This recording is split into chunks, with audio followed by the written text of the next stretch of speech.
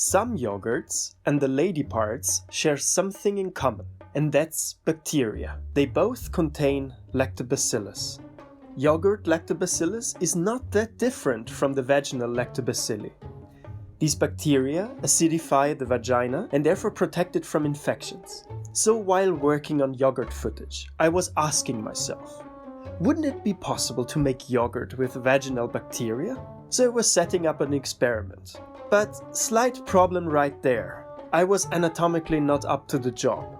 The search for volunteers also was rather embarrassing and ended as total failure. So I did the next logical thing. I googled making yogurt with vagina bacteria. And bingo! Cecile Westbrook, a PhD student from Madison, Wisconsin, attempted to make yogurt from her own vaginal bacteria.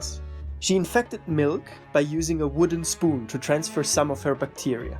The result was a very sour yogurt-like substance with poor taste. Westbrook showed with her experiment that it is indeed possible to make some kind of yogurt with the vagina's microbiome. However, it is not advisable to make yogurt this way. The vagina's flora changes very unpredictably, and culturing this wild mix of bacteria could lead potentially to grow pathogens.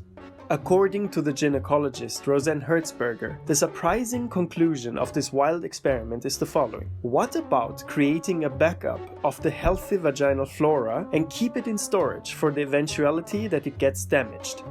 A backup like this could help many women who are struggling with the health of their vagina's biome. Maybe you will see yogurt with different eyes from now on. Have a great day.